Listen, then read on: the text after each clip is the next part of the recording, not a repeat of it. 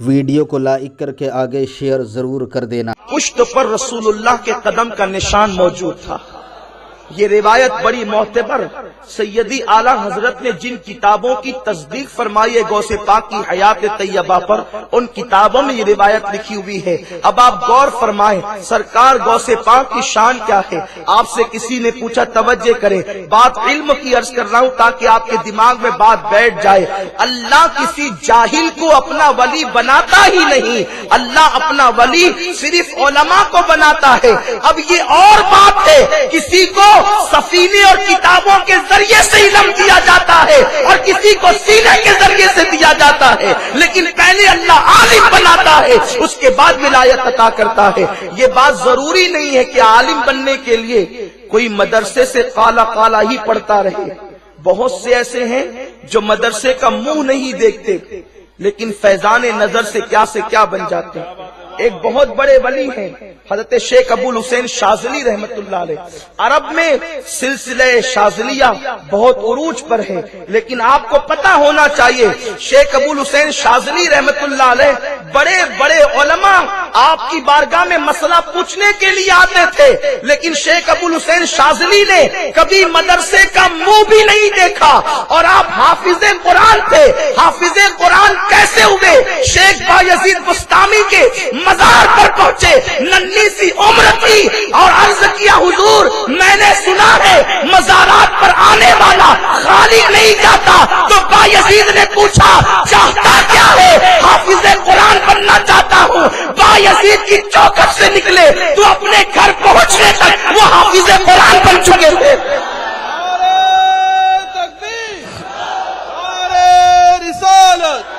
سنی دعوت اسلامی، عظمت اولیاء، یہ فیضان نظر تھا۔ فیضان نظر کی بات جدا ہے، لیکن علم کا انکار نہیں کر سکتے۔ پہلے اللہ علم دیتا ہے، اس کے بعد ولایت عطا کرتا ہے۔ تو عرض یہ کر رہا تھا، علم کس نے حاصل کیا؟ جو علم حاصل کرنا نہیں چاہتے یا جن کے مقدر میں نہیں ہے، جو جہالت کی وادیوں میں خود بھٹک رہے اور دوسروں کو بھٹکانا چاہتے ہیں، وہ علم کے منکر ہے، علم کے منکر ہے۔ ورنہ سنو علم کس نے حاصل کیا؟ وہ غوث اعظم جو ماں کے پیٹ سے ولی پیدا ہوئے، بلکہ خود فرماتے ہیں میں اپنے ماں کے پیٹ میں لوح محفوظ پر چلنے والے قلم کی آواز کو سنا کرتا تھا۔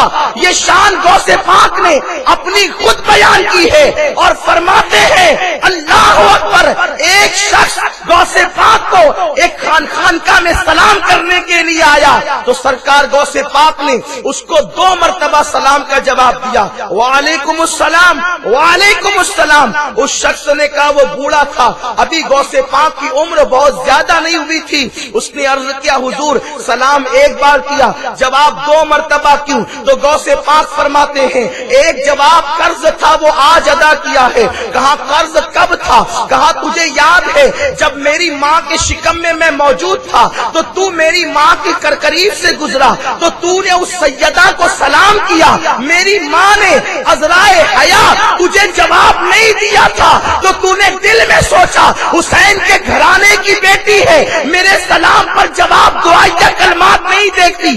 ارے سن، تیرا وہ سلام کا جواب قرضہ باقی تھا، اس لیے وہ آج میں نے چکا دیا جو تو نے ماں کے پیٹ میں مجھے کیا۔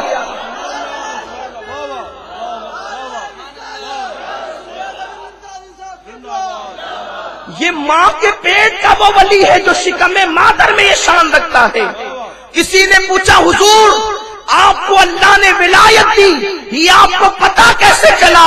غوث پاک فرماتے ہیں میں 4-5 سال کا بچہ تھا، جب مدرسہ پڑھنے کے لیے جاتا تو میرے آگے اور میرے پیچھے فرشتے چلا کرتے تھے، اور جب مدرسے میں جاتا تو فرشتے یوں کہتے خدا کے ولی کے لیے اٹھ کر کے کھڑے ہو جاؤ، اللہ کے ولی کے لیے جگہ بنا دو۔ فرماتے ہیں میں فرشتوں کے منہ سے سنتا کہ ولی کے لیے کھڑے ہو جاؤ، ولی کے لیے جگہ بنا دو۔ اس وقت مجھے پتا چلا کہ میں اللہ کا ولی ہوں۔ جس کو 7 مدرسہ فرشتے لے جاتے ہیں وہ بیچارے کہاں ہیں جو کہتے ہیں نبی ہماری طرح ہے؟ کوئی عبد القادر جیلانی کی طرح نہیں ہو سکتا. اگر آپ عبد القادر جیلانی میرے غوث کی طرح ہیں تو بتا دے کبھی وہ وہاں تو فرشتوں کا جھنڈ ہوتا تھا, کبھی وہ ایک فرشتے نے بھی آپ کو انگلی پکڑایا ہے. یہ شان میرے غوث کی ہے, مگر اس کے باوجود جس کو فرشتے آگے پیچھے جس کے چلتے ہوں تعظیم دیتے ہوں, انہوں نے بھی علم حاصل کیا. خود فرماتے ہیں درست العلم حتی صرت قطبا, میں علم حاصل کیا. آپ کا قصیدے کا ایک مصرع ہے, فرماتے میں علم حاصل کرتا رہا یہاں تک کہ اللہ نے مجھے مقام قطبیت عطا فرما دی. غوث پاک علم حاصل کریں جو ماں کے پیٹ سے ولی بن کر آئے ہوں, اور آپ کو علم کی ضرورت نہیں, آپ علم حاصل ہی نہیں کرنا چاہتے. خود جاہل رہ کر دوسروں کو یہ کہتے ہیں بھئی پیر تو کسی سے پڑھا ہوا نہیں ہوتا. تو جو کسی سے پڑھا ہوا نہیں ہوتا اکثر ایسی جہالت کی باتیں کرنے والا وہ شیطان کا شاگرد ہوتا ہے. کچھ بھی قوم میں پھیلاتے, یاد رکھو علم کی طرف پیش قدمی کرو, علم کی طرف. اور غوث پاک کتنے بڑے عالم تھے, ان کے زمانے میں ان سے بڑا عالم دنیا میں کوئی نہیں تھا. بہت سے مسائل تھے. ایک مرتبہ خلیفہ وقت نے دیکھی ان کی علم کا, آپ چاروں مسلک پر فتویٰ دیتے تھے. غوث پاک مفتی تھے, دارالفتہ میں بیٹھتے, ظاہراً مفتی تھے لیکن باطناً ان کی شان تو کیا ہے, میں کیا بیان کروں. اعلیٰ حضرت جیسا یوں کہہ کے گزر جاتا ہے, سکر کے جوش میں جو ہے وہ تجھے کیا جانے. سکر ولایت کی ایک منزل کا نام ہے. ولایت کی 28 منزلیں ہیں اور حضرت جنید بغدادی کے نزدیک 100 درجات ہیں. 28 منزلیں 100 درجات, اس میں سے ایک درجہ ہے درجہ سکر. بہرحال یہ ولایت کا ہی درجہ ہے. یہ درجہ سکر وہ ہوتا ہے جب ولی کو وہ اللہ کے عشق میں اتنا گم ہو جاتا ہے کہ اس کو اپنے آپ کی خبر نہیں ہوتی. وہ سکر کی منزل ہے. سکر کا اپنا جوش ہوتا ہے, وہ کئی بھاگ رہا ہے, دوڑ رہا ہے, بدن پر کپڑے ہے نہیں ہے, اس کی کوئی خبر اس کو نہیں ہے, یہ حالت سکر ہے. تو اعلیٰ حضرت کہتے ہیں سکر کے جوش میں جو ہے وہ تجھے کیا جانے. یا غوث جو ولی ہے, ولی ہیں, ہم تو ولی بھی نہیں ہیں, جو ولی ہیں اور اس منزل پر پہنچے یعنی ابھی سکر میں ہیں, ابھی سکر کی منزل تک پہنچے, سکر کے جوش میں جو ہے وہ تجھے کیا جانے. خضر کے ہوش سے پوچھے کوئی رتبہ تیرا. اگر مرتبہ پوچھنا ہے تو حضرت خضر سے پوچھا جائے. اور یہ خضر کون ہیں؟ یہ خضر وہ ہیں اللہ اکبر جو اللہ کے ایک روایت کے مطابق نبی ہیں اور بعض کہتے ہیں ولی ہیں. میں اس تحقیقی جو ہے وہ معاملات میں آپ کو الجھانا نہیں چاہتا, لیکن جو بھی ہیں جناب خضر کے مرتبے پر سب متفق ہیں. یہ وہ ہیں جن کو اللہ نے آب حیات عطا فرمایا اور یہ آج بھی زندہ ہیں اور لوگوں سے ملاقاتیں کرتے ہیں. تو اعلیٰ حضرت کہتے ہیں خضر کے ہوش سے پوچھے کوئی رتبہ تیرا. اس خضر سے پوچھو جس نے ولیوں کی بارگاہوں میں حاضریاں دی ہے اور ولیوں کی اور انبیاء کرام کے ولیوں کو بھی دیکھا ہے. اس خضر سے حضرت غوث کا رتبہ پوچھو.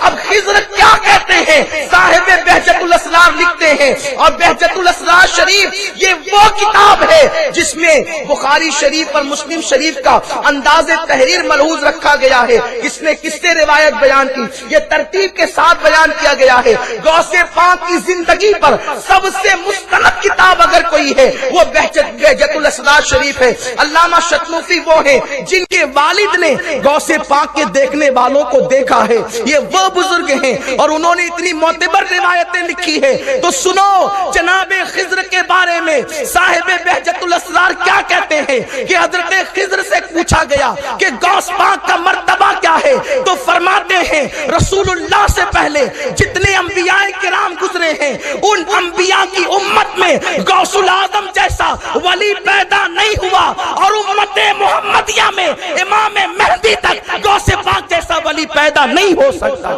نعرہ تکبیر, نعرہ رسالت, شان غوث اعظم. اسی لیے تو کہا جو ولی قبل تھے یا بعد ہوئے یا ہوں گے, جو ولی قبل تھے یا بعد ہوئے یا ہوں گے, سب ادب رکھتے ہیں دل میں میرے آقا تیرا, سب ادب رکھتے ہیں دل میں میرے آقا تیرا.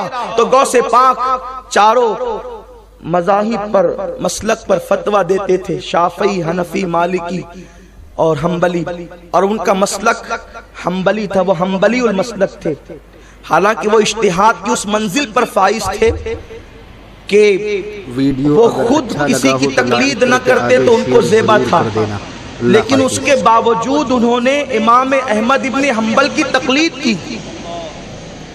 آج کل ایک طبقہ ایسا بھی ہمارے درمیان پیدا ہو گیا ہے جو کہتا ہے کہ تقلید کی ضرورت نہیں، غوث پاک تقلید کریں، غوث پاک جیسا عالم تقلید کرے، غوث پاک جیسا فقیہ تقلید کرے، غریب نواز جیسا عالم اللہ کا ولی تقلید کرے، اور یہ بیچارے پان کی دکان لے کر بیٹھے ہیں، یہ بیچارے سائنس پڑھ رہے ہیں، انہیں تقلید کی ضرورت نہیں۔ کہتے قرآن کے ہوتے ہوئے، حدیث کے ہوتے ہوئے تقلید کی ضرورت کیا ہے؟ یہ کہتے ہو کتنی سادہ سی اور کتنی سطحی بات کر رہے ہو، یہ تمہیں